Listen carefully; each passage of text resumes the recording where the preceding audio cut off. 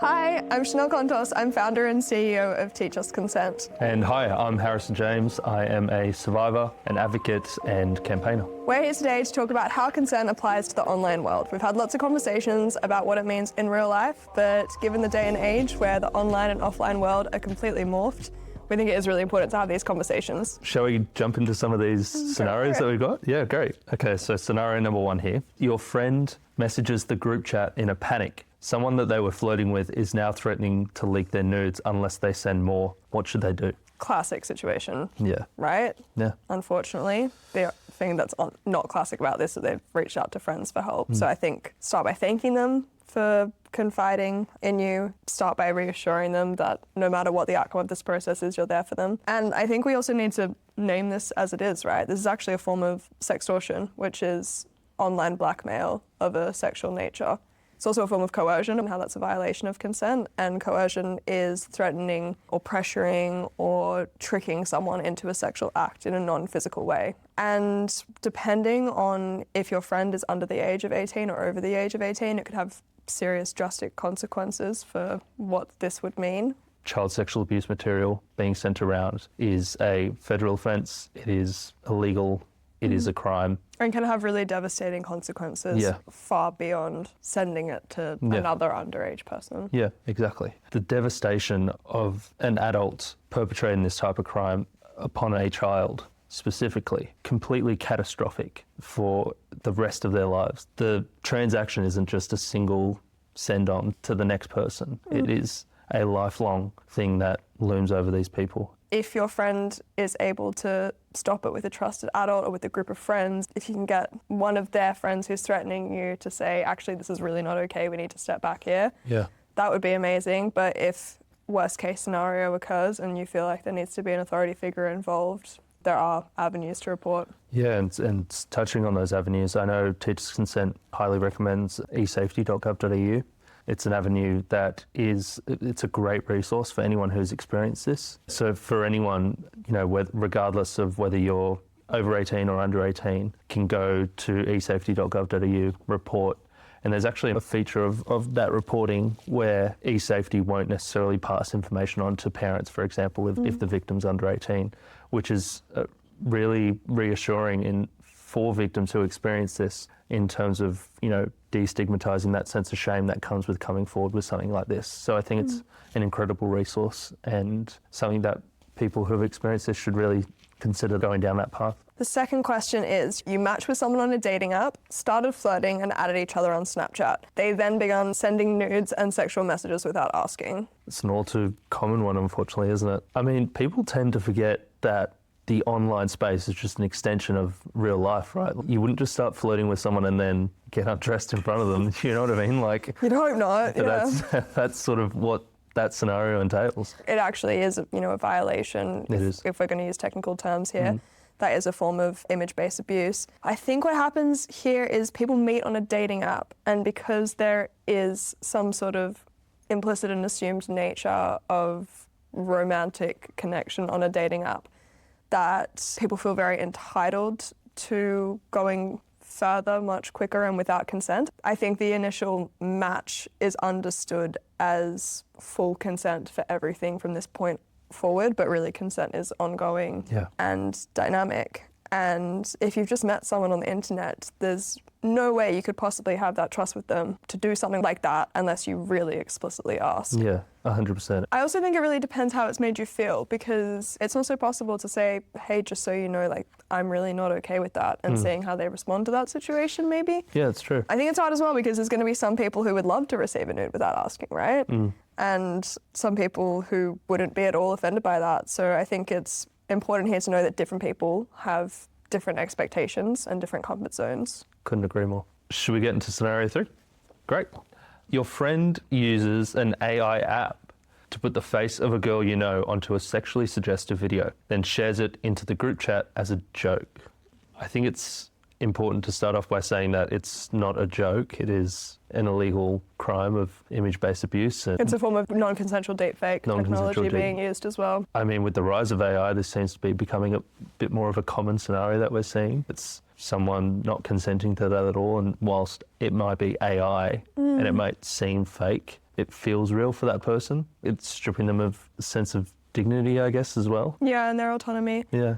I think what's really important here is image-based abuse is a very large umbrella term. It actually includes sending or threatening to send a photo of a sexual nature. And it also includes photos or videos that are real or have been manipulated. And that means that even though this person wasn't actually in that photo, the consequences can still be the same. Yeah, Therefore, that's right. it still is in that category. It's hard though, right? Because again, it's probably a joke. You're probably friends with this person. They probably didn't have a full understanding of the harm that they're going to cause by sending an image like this.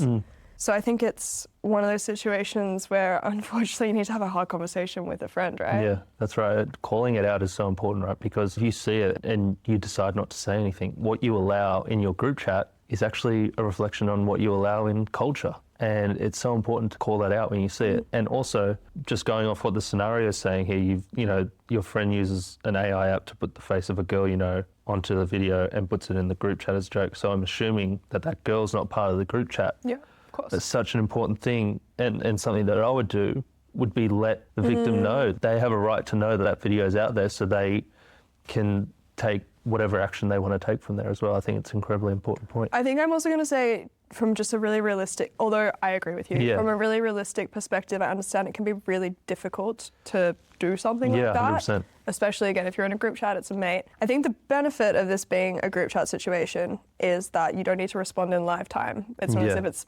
someone's said something in front of you that's made you feel really uncomfortable. You can take a beat, draft a message, ask someone for their advice on it, do whatever you need to do to let them know that's not okay. And I think depending on how your friend responds really depends if this kind of needs to be alerted. It's hard because I agree that, the girl in the video should be aware, but it's also cool if he instantly deletes the message and no one else saw it and we're creating a situation where we can grow from it and people don't feel shamed and further devastated, then I feel like that is also a potential option of a route, but it really depends who's involved in the situation and the friendships with the various people in it. Do you actually think consent can ever exist in AI-generated content? Because I don't necessarily think it can. I think it can if the person is giving consent, right? If consent is given, then 100%. I mean, I assume we're talking about sexually generated content here, right? It obviously becomes a lot less harmful if it's something like you're making a Christmas card of all your friends and they all become elves. I don't think you need to ask them for consent for that. Yeah. But if we're talking about explicitly sexual content, then with someone's permission, of course consent can exist. But I think if it's created and it's something that you even just keep to yourself, don't tell a soul, don't post it in the group chat, that's still not consent. That's still not fair. I also think what's interesting about this is that, again, it can be really broad here, right? For example, if you took a photo of a Muslim woman who wears a hijab and use AI-generated content to mimic what she would look like with her hair, for that cultural context, that is another act of violating consent and pushing boundaries. Yeah, it's a total breach, Yeah, it doesn't always need to be a explicit porno to feel as though it's gone too far. It can be many different things of manipulating the image of someone in a way that they don't feel comfortable with. Yeah, I couldn't agree more.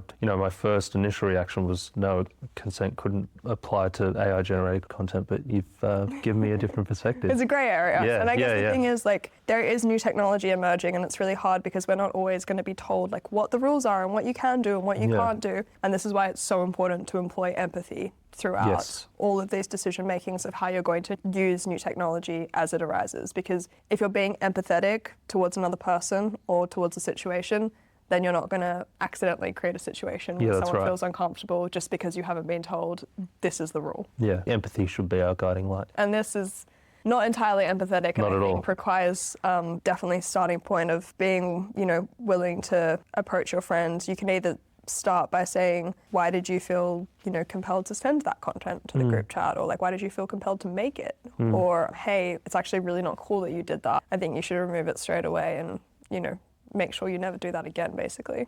Okay, next card. You reluctantly shared your location with your partner and now they're asking intrusive questions and making suspicious comments. Wow. It's incredibly important to understand that coercion can be framed as concern. Perpetrators of coercion are really good at blurring that line and making it seem as though they're trying to build a space of trust and romance, I guess, in a romantic relationship setting. But trust, it should create a sense of safety. It doesn't come from a sense of surveillance. It's a good point. I think that it's also really important that we acknowledge that a lot of partners in healthy, happy relationships choose to share their location with each other. I think the problem here is the reluctance to do so, and then the intrusive questions, which implies that it is being checked frequently. Yeah. I have the location of probably about 20 different people, but I'm not actually really checking whether unless I need something or unless I'm concerned about them or something like that. And I think in this situation, it is very close to getting into kind of like coercive control territory where your location's being tracked, and that sense of the surveillance and the confusion between coercion and care can like get very blurred, and that's kind of the route to coercion, right? Yeah, like that's it doesn't right. just come out of It's nowhere. a pathway to it. But again, I think that this situation doesn't need to be a big disastrous, like we're going to put that label on it and that is what that is. I think that there's an opportunity for this person to say to their partner, I'm actually not loving the experience of you knowing where I am at all times. You're always free to ask me where I am, and you can call me and we can check in, but I don't think we should share our location anymore. And seeing how they react. If a boundary's been set and it's acknowledged and it's all okay from that moment forward, great. Yeah. That's just, you've strengthened your relationship and moved forward together. I think if you try to assert that boundary results in some sort of like counter Defense, move. yeah. That's when it's problematic, and that's when red flags should arise. Yeah. I think so, and then I think from that point onwards you can, either just remove the location on your own accord and see what happens, or if you still feel as though they have an idea of where you are, then it might be getting a bit more serious, and that's something important. It's also really hard because it's really common to share your location with friends, and you maybe do share your location with friends but don't feel like doing that with a partner, but again, I think that's a boundary thing. I think you're so right in this scenario, being an opportunity to invite conversation to see what the reaction is from there. Yeah. It's a critical point, rather than just going gun-ho and throwing a massive label on it. It's crucial to have that. Yeah, because that's not helpful either. Yeah. If the intention is just they really love knowing where you are at all times. That's right, then that's not probably helpful either. Perfect, case closed. So, Harri, someone posts something provocative to their Instagram close friends, but a friend screen records it and shares it with others. Well, I think that's a very clear breach of someone's boundary. I mean, if someone's putting something up on their close friends, it's for a very select group of people that they've chosen, and for it to extend outside of that space, I feel like is a blatant, disrespect of someone's boundaries. And their privacy, right? Yeah. The whole point of close friends is so that we can have that extra fun element of the internet where we can make this particularly safe space. Yeah, and it's sort of intimate as well, right? Like the fact that someone has actually chosen you and instilled a sense of trust in you to be on that close friends list, for you to then breach it is just, it's a little bit mean as well, And in terms of the scenario, a provocative image has been put up. Yeah. It's crucial that we remember it is It's extra sensitive. Yeah, it's actually, It's not like you've just posted some joke that you're like, no one cares about. Exactly. You know what this is totally reminding me of? When Kim Kardashian was trying to figure out which one of her friends were leaking things to the media, and she sent like all her different friends a different photo of a newborn baby. Oh, what? Yeah. I didn't hear about this. I think this happened. This might be an old wives' tale. And then whatever baby got leaked, Kim was like, you are leaking my content. There you go. I don't recommend doing that to find out who's done this, but I do recommend that if you know who the friend is that has screen recorded this and shared it, that you let that friend who has the close friend's Instagram story know that person maybe doesn't have their best interests at heart. Yeah, and take them off the close friends. Take them off the close friends. Okay. Last one. Ooh, this is a bad one. Okay. Someone you slept with secretly recorded it and then posted it on Reddit. Wow. Yeah, that's awful.